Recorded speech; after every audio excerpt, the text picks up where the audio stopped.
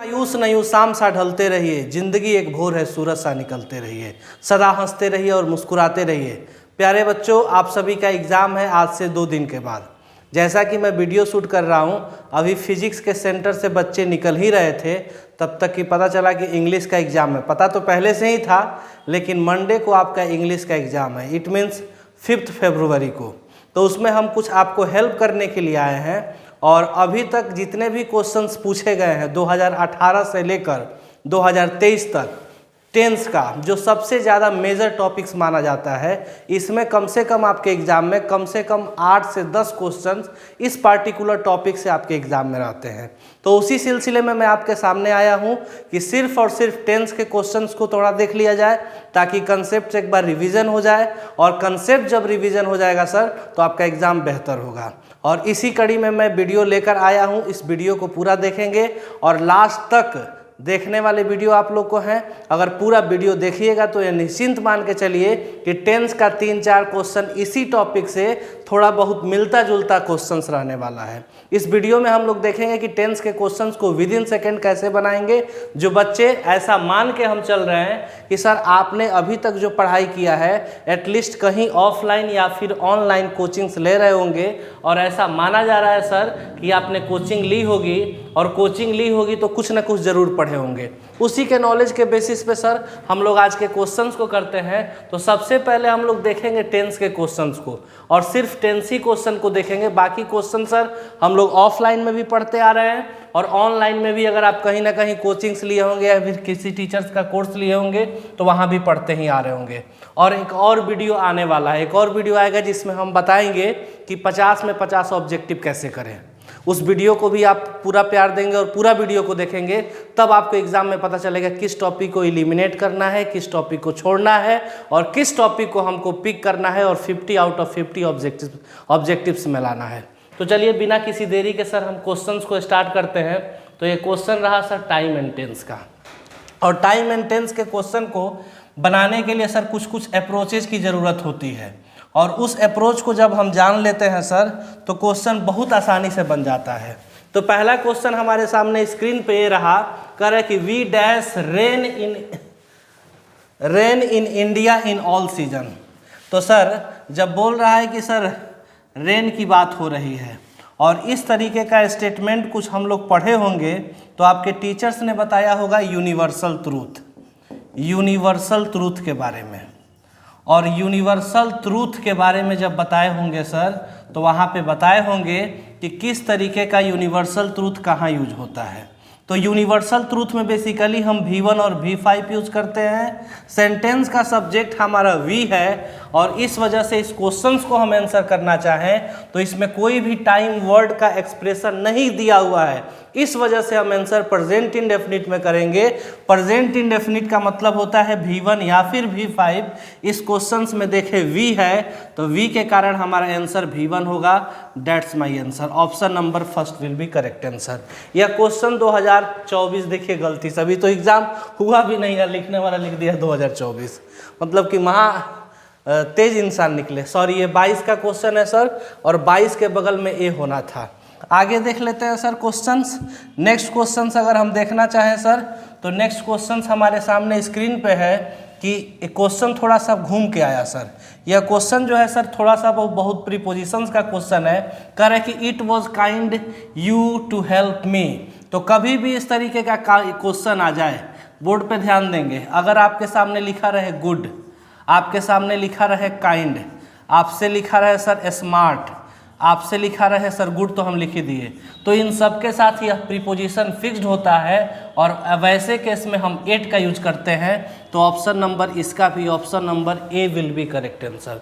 ये प्रीपोजिशंस का क्वेश्चन था, क्वेश्चन मिक्स्ड हो गया है सर, कोई दिक्कत वाली बात नहीं है। आगे और देखें सर इन का, तो इन के बारे में हम डिस्कस कर लेते हैं। इन कभी भी कोई इनक्लोज्ड सरफेस होता है, मतलब कि घिरा हुआ बंद वाला कोई भी सरफेस होगा, वैसे केस में हम इन का यूज करते हैं। ऑन की अगर हम बात करें सर, तो वैसे केस में जब आपका किसी के साथ, किसी सरफेस के साथ कॉन्टेक्ट ऑफ सरफेस वाला केस हो, तो वैसे केस में हम ऑन का यूज करते हैं। ऑफ की बात करें तो ऑफ का यूज हम पोजीशन के लिए करते हैं। पजेशन का मतलब होता है जब हमारा सेंस निकल कर आए का, के, की। तो बेसिकली इसका आंसर ए होना था। नेक्स्ट क्वेश्चन अगर हम देखना चाहें सर, तो नेक्स्ट क्वेश्चन हमारे सामने स्क्रीन पे रहा, I dash taken my camera. Babu taken लिखा हुआ है, पूरे बारीकी से चीज़ों को देखेंगे तब जाके हम एग्जाम में सही के सही कर पाएंगे। टेकन जब लिखा हुआ है सर, तो कुछ कुछ बात जानना है। हैज़ और हैव पे फोकस करें और यहाँ पे इज़ लिखा है, तो आपको याद रखना है कि कभी भी इज़ एम आर अगर दिख जाए तो याद रखने वाली बात है, वहाँ पे हम V4 का यूज़ करेंगे। यदि कहीं पे आपको डज लिखा हुआ मिले मेरे भाई, कभी भी आपको डू, डज और डिड लिखा हुआ मिल जाए तो वहाँ पे वर्ब का फर्स्ट फॉर्म यूज़ करते हैं। तो यहाँ पे क्वेश्चन तो हमारे सामने सर टेकन लिखा, taken basically third form of verb है, तो ना तो इज वाला आंसर होना है ना तो डज वाला आंसर होना है। तो क्वेश्चन या तो हैज होगा या फिर हैव होगा सर। तो यहाँ पे अगर हम क्वेश्चन करें तो सर यहाँ पे कुछ सब्जेक्ट होना चाहिए था, सब्जेक्ट नहीं है, कोई दिक्कत नहीं है। तो हैज और हैव में से किसी को भी हम आंसर कर लेंगे। फर्स्ट प्रायोरिटी अगर आपको देना है तो आप आंसर नंबर फर्स्ट को कर सकते हैं, ऑप्शन नंबर ए। थोड़ा सा मिसप्रिंट हो गया था, तो अभी हमने सीखा कि is am are plus V4 अगर रहे, सॉरी इज एम आर के बाद V4 यूज़ करते हैं, डू, डज और डिड के बाद हम V1 को करेक्ट करते हैं, और हैज हैव कहीं लिखा हुआ मिल जाए तो वैसे केस में हम थर्ड फॉर्म को आंसर करेक्ट करते हैं। नेक्स्ट क्वेश्चन देखते हैं क्या लिखा हुआ है सर स्क्रीन पे। आइए आगे बढ़ते हुए नेक्स्ट क्वेश्चन को हम देख लेते हैं। नेक्स्ट क्वेश्चन हमारे सामने 4 नंबर क्वेश्चन कहता है ही वॉन्ट्स वेंट ऑन। तो आपको सर बताए थे सर, ये क्वेश्चन प्रीपोजिशन का भी है, हम टेंस से भी इसको रिलेट कर सकते हैं। तो आपको सर बताए थे पिछले ही वीडियो में कि जब कभी आपके सामने टू लिखा हुआ मिले तो एक बार देखेंगे सर, टू लिखा हुआ मिलता है तो वैसे केस में हम V1 का यूज़ करते हैं, लेकिन आगे से अदर्स कोई भी प्रीपोजिशंस आ जाए तो वैसे केस में हम V4 का यूज़ करते हैं। तो यहाँ पे ऑन लिखा हुआ है, टू रहता तो V1 करते, तो यहाँ पे V4 आंसर करेक्ट हो जाएगा। और यह क्वेश्चन 2022 में पूछा गया है सर, तो यहाँ पे talking option number C for China will be correct answer. आगे अगर देख रहे हैं sir, Shimla is much dash than Chandigarh. एक क्वेश्चन हमारे तरफ से लेकर जाइए, ये अक्सर एग्जाम में पूछा जाता है। क्या है सर? फादर, फादर, फिर से कह रहा है फर्दर, फिर इधर। इधर वाला आंसर नहीं होगा, और यहाँ पे डिस्टेंस की बात कही जा रही है। तो डिस्टेंस का मतलब आप समझते होंगे, दूरी होता है। दूरी का मतलब कहीं से कुछ दूर पे जाना सर। फादर भी आंसर नहीं होगा, फर्दर वाला केस सही होगा, और option number C will be, इसका भी answer C will be correct answer. Next question हम देखें, नेक्स्ट क्वेश्चन क्या कहता है। नेक्स्ट क्वेश्चन सर हमारे सामने निकल कर आता है, और क्वेश्चन है सर आपके सामने स्क्रीन पे रहा, और इसके बारे में भी सर आपको बताए थे क्लासरूम में। ऑफलाइन जब हम लोग क्लास कर रहे थे तो सर बताए थे क्या कि कभी भी माइंड लिखा हुआ मिले तो माइंड लिखा हुआ मिलेगा तो दो केस में मिलता है। वुड के साथ अगर लाइक लिखा हुआ मिले तो 2 + V1 आंसर करते हैं। यदि आपको फिर से बोल देते हैं, वुड के पास अगर माइंड लिखा हुआ मिलेगा तो वैसे केस में आप V4 को आंसर करेक्ट करिएगा। तो आप बताएंगे सर ऊपर वाला केस अप्लाई हो रहा है कि नीचे वाला। थोड़ा बहुत समझदार होंगे तो आप बोलेंगे सर बेशक नीचे वाला केस अप्लाई हो रहा है। ऑप्शन नंबर V4, इसका number option number 3 will be correct answer. तो ऐसे ही क्वेश्चंस आपके एग्जाम में आएंगे, और उम्मीद करते हैं कि सारा का सारा आप सही बना कर आएंगे। नेक्स्ट क्वेश्चन देख लेते हैं सर। नेक्स्ट क्वेश्चन हमारे सामने स्क्रीन पे ये रहा। इस क्वेश्चन को सर हम देखना चाहेंगे, और एक क्वेश्चन कह रहा है he does not go to market. Question आया सर क्वेश्चन टैग का। क्वेश्चन टैग का क्वेश्चन जब आया तो यहाँ पे देख रहे हैं डज नॉट लिखा हुआ है। डज नॉट लिखा हुआ तो सर बताए थे कि हेल्पिंग वर्ब को सबसे पहले रखते हैं। क्वेश्चन निगेटिव में है तो क्वेश्चन टैग हमारा होगा पॉजिटिव में। जब क्वेश्चन टैग हम पॉजिटिव में करेंगे तो उसके हेल्पिंग वर्ब को लिखेंगे, हेल्पिंग वर्ब के बाद उसके सब्जेक्ट को लिखेंगे, लास्ट में क्वेश्चन मार्क दे देंगे। क्वेश्चन मार्क ऑलरेडी गिवन है सर, तो ऐसे केस में सर डज वाला ही आंसर सही होगा। डज नॉट ऑप्शन में पहले था तो option number A will be correct answer. A for Apple will be correct answer. Next question को हम देखते हैं। अमर सेज। बाबू ये क्वेश्चन आपको नरेशन की तरह लग रहा होगा, लेकिन मेरे भाई यहाँ पे हमको एवरी डे दिखा, तो एवरी डे का यूज हम यूज करते हैं प्रेजेंट इनडेफिनिट में, और नहीं तो अगर याद रख लेंगे always, usually, often, never, sometimes या एवरी के साथ कुछ भी लगा हुआ मिलेगा, वैसे केस में प्रेजेंट इंडेफिनिट। और यहाँ पे मेरा जो सेंटेंस का सब्जेक्ट है ही के साथ हम V5 यूज करते हैं। Option number C will be correct answer. China का बच्चा भी आंसर कर पाता सर, चाइना में भी यही ग्रामर पढ़ाई जाती है। आप याद रखेंगे, बहुत शांति दिमाग से आपको क्वेश्चन करना है। एक क्वेश्चन अगर आप गलती कर दिए तो आप 50 से 49 पर आ जाएंगे, इस बात का विशेष ध्यान देंगे। नेक्स्ट क्वेश्चन पे आ जाते हैं सर। नेक्स्ट क्वेश्चन हमारे सामने 10 नंबर का रहा है, इसको छोड़ के आगे बढ़ते हैं सर। व्हेन आई फिनिश्ड, करें कि when I finished my work I asked dash teacher to check it. जब कोई व्यक्ति अपना काम फिनिश किया तो अपने टीचर से पूछा। बाबू आपको सर बताए होंगे पोजेशन, पोजेशन कहाँ बताया गया है सर, तो कहिएगा पोजेशन बताया गया है सर नरेशन में। और नरेशन में आपको first person, second person, third person का सब्जेक्टिव केस, ऑब्जेक्टिव केस और पोजेशन बताया गया होगा। यहाँ सेंटेंस का सब्जेक्ट है आई का पोजेशन होता है माई, और जिसमें माई होगा वही मेरा आंसर होगा। Option number C will be correct answer. Next question देख लेते हैं। I dash carefully,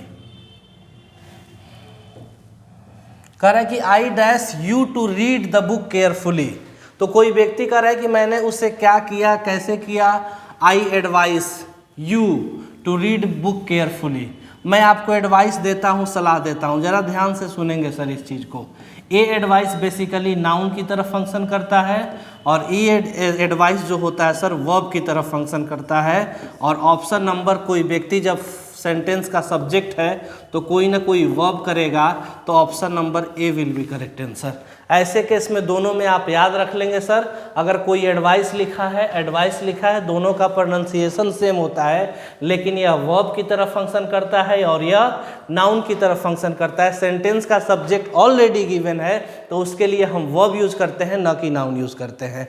next question है keep quiet we dash to the radio. बाबू आपसे बोला जा रहा है कि आप चुप रहिए, हम लोग क्या कर रहे हैं। तो सर जब व्यक्ति को हम किसी को चुप कराने बोलेंगे तो ऐसे केस में हम करते क्या है कि उस समय हम कुछ कर रहे होते हैं। इसका मतलब कि हमारे पास कोई भी एक्शन कॉन्टिन्यूअस प्रोसेस में होता है। कॉन्टिन्यूअस प्रोसेस के लिए हम लिखने का काम करते हैं इज, एम, आर के बाद भी फोर। इसका मतलब कि वी लिखा गया, वी के साथ हम आर का यूज करते हैं, आर के बाद भी फोर यूज करेंगे।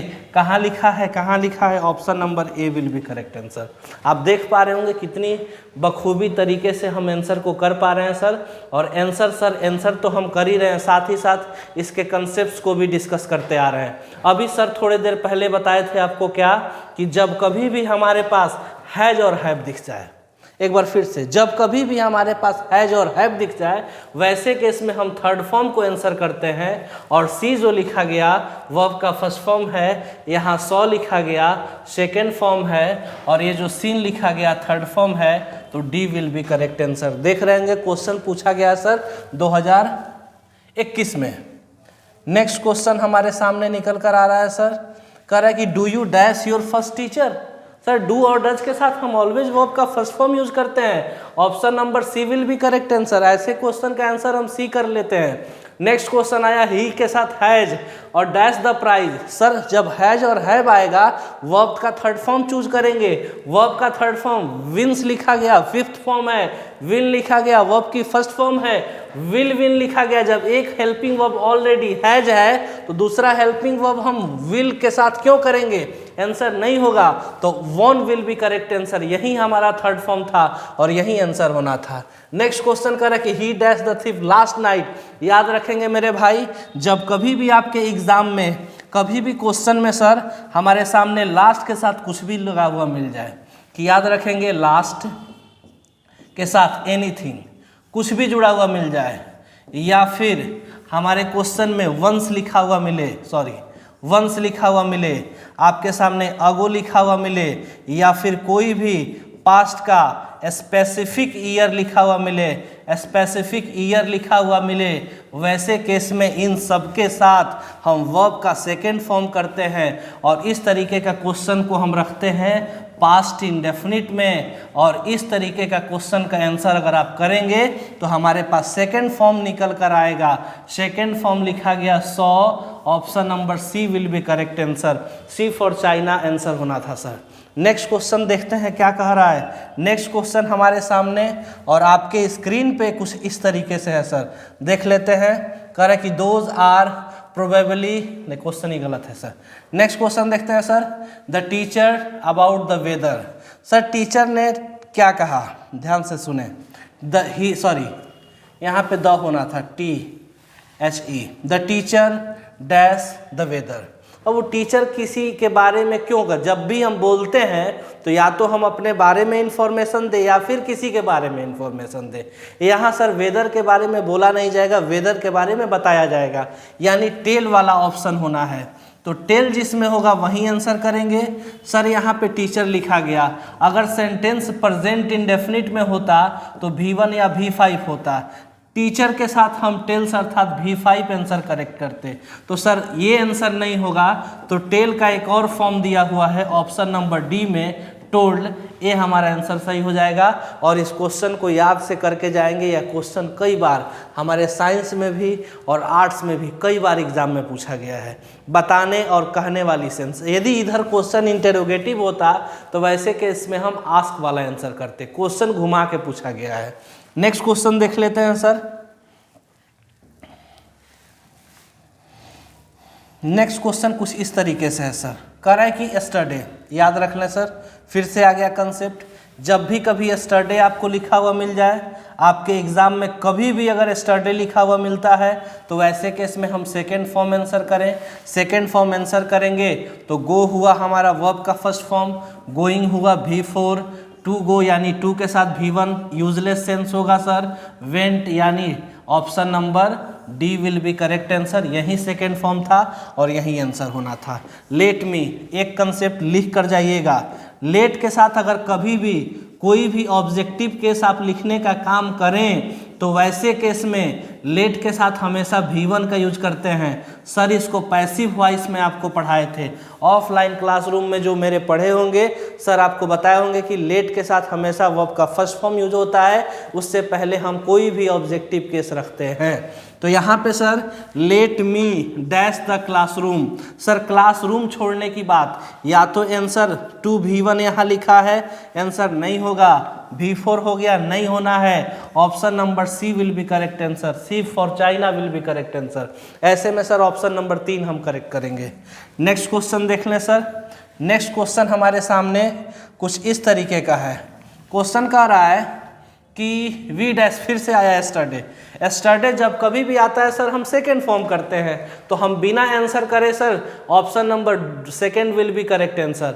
आगे कह रहा है कि Rita to the radio, Rita, और कोई भी क्वेश्चन में सर हमारे पास जब भी यहाँ पे आया है सर अच्छे से अगर देखें तो हम ऑप्शन एलिमिनेट करके भी आंसर कर पाते। कुछ लोग बेहोश अगर हों तो सर उनसे आंसर गलत हो जाए। सर अगर हम देखें ऑप्शन एलिमिनेट करें तो सर अभी बताए हैं कि हैज और हैड कभी भी दिख जाए इस ग्रुप का, या फिर इसके साथ आपके सामने हैव लिखा हुआ मिले, तो वैसे केस में हम थर्ड फॉर्म का यूज करते हैं। थर्ड फॉर्म यहाँ पे नहीं होना है सर, वहाँ पे V4 दिया है दोनों वाले केस में, तो रीता के साथ हम M भी नहीं लिखते हैं, आंसर नहीं होना है। रीता के साथ इज और प्लस V4 अर्थात लिसनिंग किया जाएगा। इसका मतलब कि हमारे सामने इस क्वेश्चन का आंसर निकल कर आएगा, A for Apple will be correct answer. आप देख रहे हैं ऑप्शन एलिमिनेट करके भी आसानी से आंसर पे पहुंचा जा सकता है। नेक्स्ट क्वेश्चन हम देखते हैं। नेक्स्ट क्वेश्चन कुछ इस तरीके से है sir, 24 number question, we that you would succeed. Question का सेंस नहीं है सर, मिसप्रिंट है। Dash the radio, dash the piano. तो सर इस क्वेश्चन को अगर आप आंसर करना चाहें तो आप दिमाग लगा सकते हैं, हर जगह V4 लिखा हुआ है। जब हर जगह V4 लिखा है तो जाहिर सी बात है V4 ही सही होना है। लेकिन सर अगर हम U की बात करें तो U के साथ जनरली हम इज लिखते हैं कि आर लिखते हैं, तो आप बोलेंगे सर आर लिखते हैं, लेकिन और ऑप्शंस को भी हम चेक करेंगे। यहाँ पे लिखा हुआ है सर वॉज, तो वॉज नहीं होता है, वर होता तो हम आंसर कर पाते, तो ये भी हमारा आंसर सही हुआ और आंसर सही हो जाएगा option number C. Next question कर रहा है dash music for every day.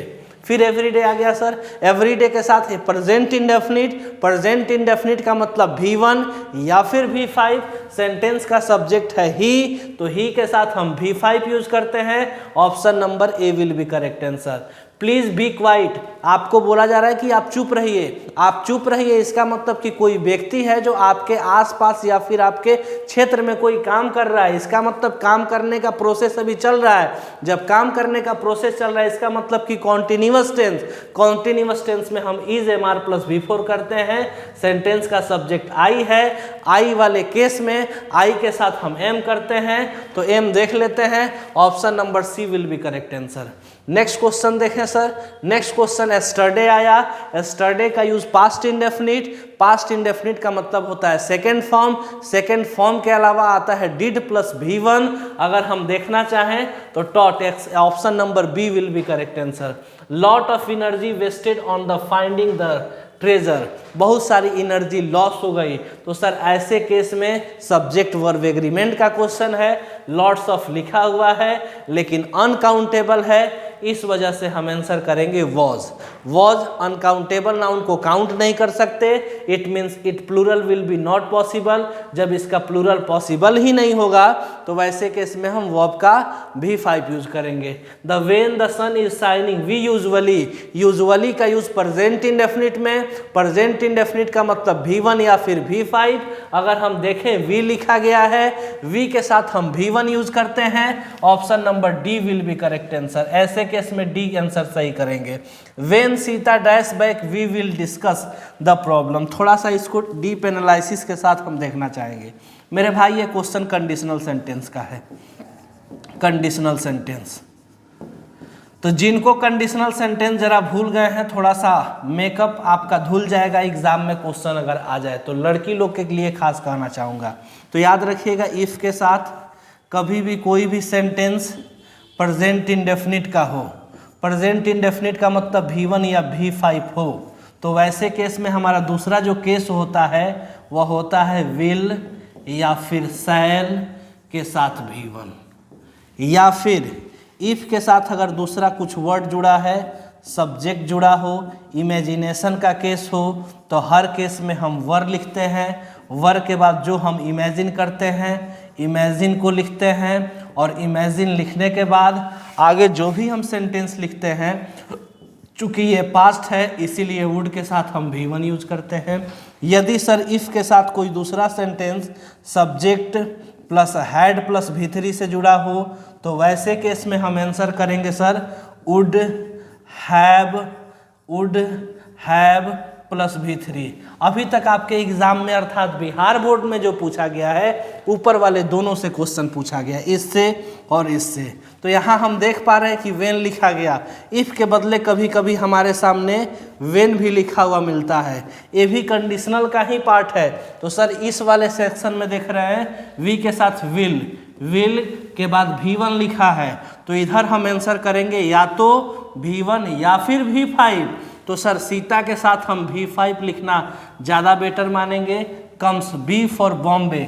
इस क्वेश्चंस को थोड़ा सा अच्छे से देख लें, हम साइड हो जाते हैं सर, इसको थोड़ा सा अच्छे से देख लें, बारीकी से देखेंगे सर। इससे क्वेश्चन एग्जाम में कई बार, लाखों बार एग्जाम में पूछा गया, चाहे वह साइंस हो, कॉमर्स हो, फिर आर्ट्स हो, कोई भी क्वेश्चन हो सर। आपका समय बहुत इंपॉर्टेंट है सर, तो हम ज़्यादा समय जाया न करते हुए नेक्स्ट क्वेश्चन पे आते हैं। The man was dash by a dog. Sir इस क्वेश्चन को अगर आप करते तो गलती कर देते। करते क्या गलती कि वॉज लिखा गया, वॉज के बाद हम V4 आंसर करेक्ट करते। चूंकि आपके माइंड में टेंस चल रहा है, तो टेंस में भी बेसिकली हम फॉर्म्स ऑफ वर्ब का ही स्टडी करते हैं। क्वेश्चन बाई लगा है, क्वेश्चन सर हमारे साथ पैसिव का है। जब पैसिव का हुआ तो बीट वाले केस में बीट BIT मतलब कि काट लेना, तो काटने वाला केस आ रहा है सर। तो वैसे केस में हम हर जगह बीट यानी option number B will be correct answer, चाहे यह फर्स्ट फॉर्म हो, सेकेंड फॉर्म हो या थर्ड फॉर्म हो, तीनों केस में यह सही होता है। नेक्स्ट क्वेश्चन देखा गया कि ही डैश वीडियो गेम्स। बाबू अभी हम पढ़ के आ रहे हैं कि हैड के बाद V4 आंसर नहीं होता है, थर्ड फॉर्म। ऑप्शन छठा, ही के साथ एम यूज नहीं होता है, ऑप्शन छठा। ऑप्शन नंबर 2 भी छट गया। आर ही के साथ पॉसिबल ही नहीं सर, ये भी ऑप्शन छटा, तो option number D will be correct answer. कितना आसानी से क्वेश्चन कॉमर्स और साइंस का है सर। नेक्स्ट क्वेश्चन देख रहे हैं सर। नेक्स्ट क्वेश्चन कहता है कि नेक्स्ट वीक। अब मेरे भाई आपको याद रखना है कि कभी भी एग्जाम में सर नेक्स्ट वीक, टुमारो या फिर फ्यूचर का कोई भी स्पेसिफिक टाइम लगा हो, answer future indefinite. Future indefinite का मतलब कुछ और नहीं होता है, फ्यूचर इंडेफिनिट का मतलब होता है सर विल शैल के साथ V1। इसका मतलब कि विल या फिर शैल के साथ V1 अगर हम आंसर करते हैं तो हम समझते हैं कि हमारा आंसर जो है फ्यूचर इंडेफिनिट में है। तो आंसर हम करेंगे सर दे के साथ बेसिकली विल लगता है, option number D will be correct answer, D for dog will be correct answer. Next question हम देख लेते हैं। नेक्स्ट क्वेश्चन कहता है listen Radha dash the sitar. Sir Radha कुछ काम करती है या कर रही है, अभी इस पे फोकस नहीं करेंगे। आपको बोला गया लिसन, इसका मतलब कि आप उसको सुनेंगे। जैसे ही आप उसको सुनेंगे तो सुनने वाला केस है सर, तो सुनेंगे इसका मतलब कि काम चल रहा होगा तब तो उसको सुनेंगे। इसका मतलब कि कॉन्टिन्यूअस प्रोसेस, कॉन्टिन्यूअस प्रोसेस का मतलब प्रेजेंट कॉन्टिन्यूअस। सर अभी बता रहे कि विल के साथ V1 यूज करते हैं, आंसर नहीं होगा सर।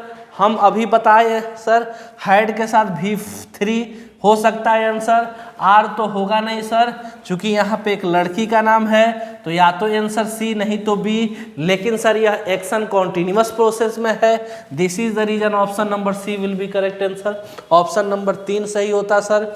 नेक्स्ट क्वेश्चंस को हम देख लेते हैं। नेक्स्ट क्वेश्चन हमारे सामने निकल कर आ रहा है sir I am dash by bed. Sir am लगा, एम के साथ हम V1 V4 V3 क्या करते हैं सर, तो आप बोलेंगे सर एम के साथ V4 किया जाता है, option number A will be correct answer. इस क्वेश्चंस को थोड़ा सा हम बारीकी से देखते हैं, एग्जाम में अगर आ जाए तो आप हो जाएंगे कंफ्यूज्ड। तो कंफ्यूजन दूर करने के लिए सर हम यहाँ पे बैठे हुए हैं, तो इस कंफ्यूजन को दूर करें। सर कभी भी हमारे सामने अगर निकल कर आ जाए, आपके सामने भी अगर कभी भी किसी भी सेंटेंस में सर याद रख ले सिंस लगा हुआ मिले, फॉर लगा हुआ मिले और इसके बाद कोई भी टाइम एक्सप्रेशन हो, तो वैसे केस में हमारा जो आंसर होता है सर एक बार फिर से देखें, आंसर होता है हैज या फिर हैव और इन दोनों के साथ बिन के बाद हम करते हैं V4। तो यहाँ पे कुछ ऐसा ही है, तो V4 अगर रहेगा सेंटेंस में सिंस और फॉर दिया रहे, बोल देते हैं, सुन लीजिए एग्जाम में क्वेश्चन आने वाला है 2024 के एग्जाम में आएगा सर। अगर सिंस और फॉर दिया हुआ रहे, क्वेश्चन V4 दिया रहे तो कुछ बेहोश होगा सब, तो लिख के आएगा इज एम आर, क्योंकि वो पढ़ के आ रहे हैं इज एम आर के साथ V4 यूज करते हैं। तो कंसेप्ट को अच्छे से देखेंगे तो यहाँ पे हमारे पास सिंस है, फॉर है, टाइम का एक्सप्रेशन है, तो इसलिए हम आंसर प्रेजेंट परफेक्ट कॉन्टिन्यूअस में करेंगे। इसका मतलब यह हुआ कि इसके साथ हम या तो यूज करें हैज या फिर हम यूज करें हैव, उसके बाद हम यूज करें बिन के बाद यूज करें V4। तो V4 वाले केस में जहां V4 नहीं होगा उसको छाटा जाए, तो V4 तो सब जगह दिया है सर, लेकिन आई के साथ हम यूज करते हैं हैव, तो हैव बिन जहां होगा वही आंसर होगा। नहीं है, option number B will be correct answer. इसको थोड़ा सा आप अच्छे से देख लें, क्योंकि एग्जाम में क्वेश्चन अगर आ जाएगा तो आप हो जाइए कंफ्यूज। फिर से सर हम देख लेते हैं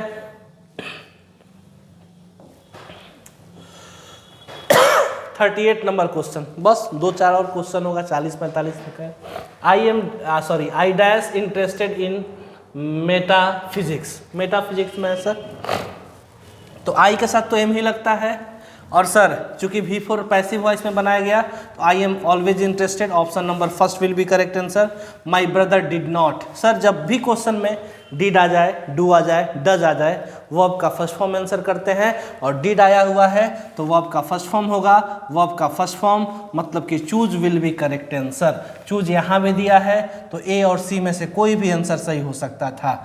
यहाँ पे लिखा गया कि डैश वी हैड, देख लिया जाए सर, तो क्वेश्चन दिमाग लगाने वाली बात है सर, इसमें थोड़ा सा हम आपका दिमाग खर्च करना चाहेंगे सर। क्वेश्चन में अगर हम देखना चाहें सर तो यहाँ हैड लिखा गया, हैड बेसिकली पास्ट को शो करता है, तो जब पास्ट लास्ट में आया है मेरे भाई तो शुरुआत भी किससे हुआ होगा, पास्ट का मतलब V2, asked option number A will be correct answer. Had ask नहीं करेंगे, हैड के बाद V3 रहता तो हम कुछ सोचते, V3 है ही नहीं होगा, विल नहीं होगा, आस्क प्रेजेंट इंडेफिनिट में है तो पास्ट में एंड क्यों कर रहा है सर? पास्ट का कंक्लूजन पास्ट के साथ बनता है, option number A will be correct answer. Next question, would you mind, mind के बाद 2 दिया तो 2 के बाद तो हम जनरली V1 लिखते हैं, V1 कहाँ है? V1 नहीं है तो इसी को 2 + V1 मान के चला जाए, यही आंसर हो जाएगा। अब आगे देख लेते हैं सर। नेक्स्ट क्वेश्चन हमारे सामने निकल कर आता है सर, शायद हम लोग अंतिम तक पहुंच चुके हैं। हाँ, फिर से क्वेश्चन आया sir, when Radha dash back she will sleep. Sir conditional sentence है, यहाँ पे लिखा गया वेन के साथ राधा, इधर विल + V1 तो इधर V1 या V5 करेंगे, तो V1 V5 करेंगे तो राधा के साथ हम V5 आंसर करेंगे, comes will be correct answer. Next question, my sister dash a dress for her birthday last week. Last week आया, लास्ट वीक का मतलब पास्ट इंडेफिनिट, पास्ट इंडेफिनिट का मतलब second form of verb, second form of verb का मतलब हो गया sir option number D will be correct answer. Next question है sir, Kamlesh has been dash. Sir यहाँ पे फॉर के बाद टाइम एक्सप्रेशन आया ना सर, क्वेश्चन बोल रहे थे, पूछा है सर फॉर के बाद टाइम एक्सप्रेशन है, तो फॉर के बाद टाइम एक्सप्रेशन है सर, तो हैज और हैव के बाद बिन लिखा हुआ मिले तो ऐसे केस में V4 यूज करता है। याद करके जाइए, एग्जाम की ऐसी की तैसी कर देना है, option number second will be correct answer. 45 number question कहता है कि very speed dangerous, sorry question driving cars, driving car. Sir question होगा option number A will be correct answer. याद कर लीजिएगा, जब भी किसी सेंटेंस में वर्ब के फर्स्ट फॉर्म से स्टार्ट अगर कर रहा है, वर्ब से ही क्वेश्चन अगर स्टार्ट करे सर, तो वर्ब से अगर क्वेश्चन स्टार्ट करेगा तो 2 केस आपको याद करके जाना है, या तो 2 + V1 से स्टार्ट करेगा या नहीं तो डायरेक्ट V4 से स्टार्ट करेगा। तो आप जरा उसको देख लेंगे कि हमारे पास V4 दिया है कि 2 + V1 है। 2 + V1 तो कहीं ऑप्शन में ही नहीं है। जब 2 + V1 किसी ऑप्शन में नहीं है तो सेंटेंस में वर्ब से स्टार्ट कर रहा है, V4 से करेंगे तो V4 ऑप्शन नंबर ए, तो option number A will be correct answer 45 का। नेक्स्ट क्वेश्चन देखते हैं। नेक्स्ट क्वेश्चन कहता है 45 के बाद 46 कह रहे कि C-6 books on Indian mythology. Question को देख लेते हैं sir, C-6 books on Indian mythology. ये क्वेश्चन आर्ट्स का ही होना चाहिए, नहीं कॉमर्स का, साइंस का है। क्वेश्चन में सर थोड़ा सा दम है, बी रिटेन का सेंस नहीं आता है सर, हैज के बाद V3 है, विल के बाद V1 यूज होता है, ए ऑप्शन छटा। जब ए ऑप्शन छांट दिए सर, डी भी ऑप्शन छांट दिए, ऑप्शन नंबर इसको हम छांट चुके हैं, ऑप्शन इसको छांट चुके हैं, 2 ऑप्शन हम छांट चुके हैं। सी है, सी के साथ जनरली हम हैव नहीं लिखते हैं, हैज लिखते हैं, तो option number second will be correct answer. ये क्वेश्चन नहीं हुआ। नेक्स्ट क्वेश्चन देखते हैं, what time does the bus central leave for bus central, leave for answer correct होगा, बी नंबर आंसर।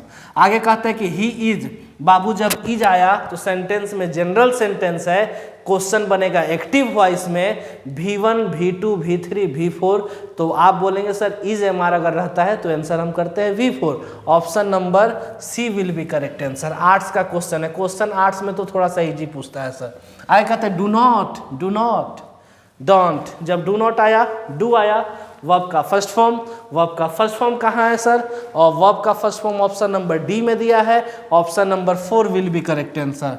कि dash you your work carefully, अभी sir बताएं कि या तो अगर वर्ब से स्टार्ट करना है तो या तो V4 से स्टार्ट किया जाए या नहीं तो V1 से, 2 + V1 से।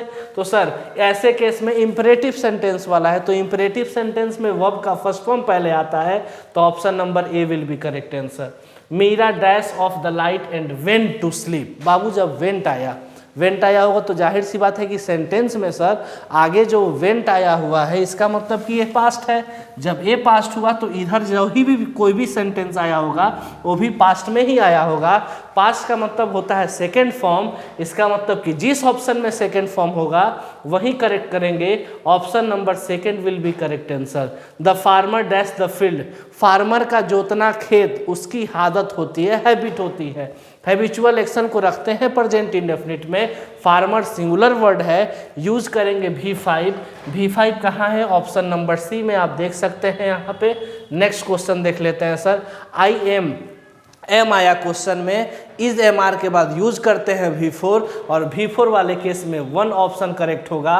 फिर से आर आया, आर इज एम आर के बाद V4 आंसर करेक्ट करते हैं। V4 जहां होगा helping, option number C will be correct answer. Next question देखते हैं कि व्हाट डू यू, क्वेश्चन गलत है सर। नेक्स्ट क्वेश्चन देखें, मोस्ट ऑफ द कैंडिडेट्स, जाहिर सी बात है कि मोस्ट ऑफ द कैंडिडेट्स, इसका मतलब कि सर कैंडिडेट्स की संख्या ज़्यादा है सर, तो ये जो प्लूरल है तो इस वजह से प्लूरल वर्ब करेक्ट किया जाए। तो प्लूरल वर्ब के साथ या तो हैज या फिर हैव होना है, 2 ऑप्शन। इधर अगर देखें तो हैविंग सेंस नहीं आ रहा है, विल के साथ V1 यूज करते हैं, V3 दिया है, ये दोनों आंसर नहीं होगा, या तो आंसर ए होगा या फिर ए। तो इस चीज़ को हम प्लूरल कंसीडर कर रहे हैं, तो प्लूरल के लिए sir plural verb has singular होता है, नहीं होगा। Option number C will be correct answer. Next question देखते हैं कि दे वर डैश नॉइज, जब इज एम आर के बाद V4 यूज करते हैं तो इज एम आर का ही पास्ट होता है वाज वर, और वाज वर के बाद भी V4 यूज करेंगे। जहां होगा V4, option number second will be correct answer. बाबू जब भी क्वेश्चन में हैज और हैव आता है तो आंसर करते हैं थर्ड फॉर्म, हैज और हैव के बाद यूज करते हैं थर्ड फॉर्म, हैज और हैव के बाद यूज करते हैं थर्ड फॉर्म, हैज और हैव के बाद थर्ड फॉर्म यूज करेंगे तो option number B will be correct answer. Next question हमारे सामने स्क्रीन पे ए रहा, आई इंजॉयड। याद रखें कुछ कंसेप्ट्स, देखें सर, जब भी कभी आपके सामने इंजॉय, अवॉइड, ठीक, रिफ्यूज, अब रिफ्यूज के बाद रिमेंबर, अगर इन सब के बाद अगर कोई भी वर्ब आपसे पूछे तो याद रखिएगा उस वर्ब का जो फॉर्म होगा V4 होगा। तो सर इंजॉयड के बाद हम V4 यूज करेंगे। एक बार फिर से, इंजॉय हो, अवॉइड मतलब नज़रअंदाज करना, रिफ्यूज मतलब इनकार कर देना, रिमेंबर मतलब याद कर देना। तो सर इंजॉय के बाद V4 यूज करेंगे, option number C will be correct answer. इसको सर रट के जाएंगे, इन चारों वर्ड को रट के जाइएगा। नेक्स्ट क्वेश्चन देखते हैं सर। नेक्स्ट क्वेश्चन कहता है आई डैश, खत्म हो गया सर। 2 क्वेश्चन और।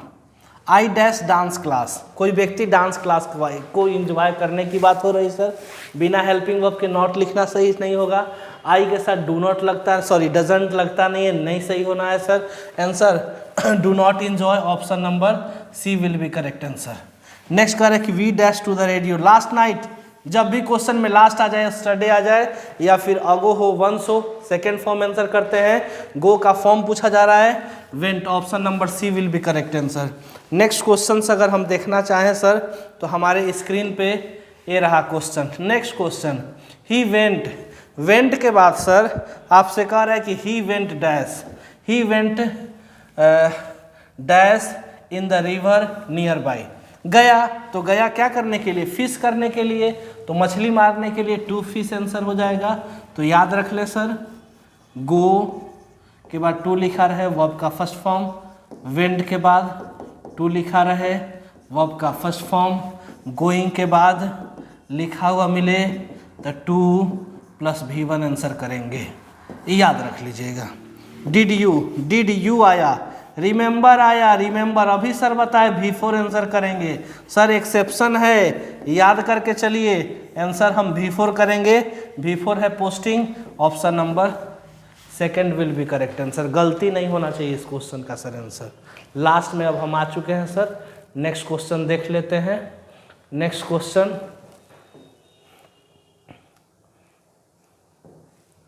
सी is shocked because she dash the terrible accident. Sir कोई व्यक्ति शॉक्ड है तो उन्होंने कुछ देखा होगा तब ना शॉक्ड हुआ, कि देख रहा है तो शॉक हो जाता है, नहीं, शॉक्ड है तो कुछ देखा होगा मतलब कि देखने का काम कंप्लीट हुआ होगा, रिसेंटली कंप्लीटेड एक्शन, हैज के बाद सीन करेंगे। अब आगे आ जाते हैं सर, नेक्स्ट क्वेश्चन हमारे सामने, he promise that he dash hard, उसने प्रॉमिस किया कि सर वह करेगा, तो सर हैज तो प्रेजेंट इंडेफिनिट में, सॉरी वहाँ पास्ट इंडेफिनिट, तो ये हुआ प्रेजेंट, कॉम्बिनेशन नहीं बनेगा पास्ट के साथ प्रेजेंट का combination, option number C eliminate हुआ। कैन भी प्रेजेंट है, ये भी आंसर नहीं होगा सर। डिड पास्ट है, तो सर प्रॉमिस किया तो वह हार्ड वर्क नहीं करने के लिए प्रॉमिस किया कि करने के लिए, थोड़ा सा दिमाग लगाएंगे तो सर बोलेंगे करने के लिए प्रॉमिस करते हैं, नहीं करने के लिए कौन प्रॉमिस करता है, तो option number A will be correct answer. We saw him dash, we saw him, हमने उसे देखा कि कुछ करते हुए देखे होंगे सर, तो ऑप्शन नंबर हो जाए, नहीं क्वेश्चन गलत है sir. Next question dash when the phone wrong, Babu phone wrong, ये पास्ट में है, इधर भी कुछ आया होगा वो भी पास्ट में ही होगा, तो हैव आंसर नहीं होगा, हैविंग नहीं होगा, डिड के साथ V1 होता है नहीं होगा, तो वॉज टेकिंग हो जाएगा answer number B. The it dash during the rainy season, बारिश आना रेनी सीजन में, तो यूनिवर्सल ट्रूथ को रखते हैं प्रेजेंट इंडेफिनिट में, इट के साथ रेन से आंसर करेंगे। नेक्स्ट क्वेश्चन हमारे सामने है sir, quickly, sir I dash the door quickly when I heard a noise outside, तो मैंने दरवाजे को बंद किया तेजी से जैसे ही मैंने सुना कुछ नॉइज, हल्ला हो रहा था, तो दरवाजे को सर नॉइज, हियर्ड पास्ट में है, दरवाजा भी बंद किया गया होगा पास्ट में, याद रखेंगे सट सट सट तीनों फॉर्म एक ही होता है, तो ऑप्शन नंबर यहाँ भी सेकंड होना है, या तो बी कर लें या फिर सी कर लें, दोनों आंसर सही हो जाएगा। लास्ट ईयर आया है, तो लास्ट ईयर में प्रेजेंट इंडेफिनिट की पास्ट इंडेफिनिट, इसका क्वेश्चन का जवाब आपको कमेंट सेक्शन में देना है। 72 क्वेश्चंस को हम डिस्कस किए हैं और 72 क्वेश्चंस में कंसेप्ट्स को भी बताया गया, इस क्वेश्चन का आंसर आप देंगे, कमेंट बॉक्स में लिखेंगे, और आप सभी इस वीडियो को पूरा देखें, इस सभी के लिए, इस चीज़ के लिए बहुत बहुत धन्यवाद। हम उम्मीद करते हैं कि आपका एग्ज़ाम बेहतर से बेहतर हो, जितना आप एक्सपेक्ट नहीं किए हो उससे भी ज़्यादा अच्छा हो, और हम आपके उज्जवल भविष्य की कामना करते हैं। Thank you so much, have a nice day, और आप सभी को आपके एग्ज़ाम के लिए ढेर सारी शुभकामनाएं, best of luck, thank you so much.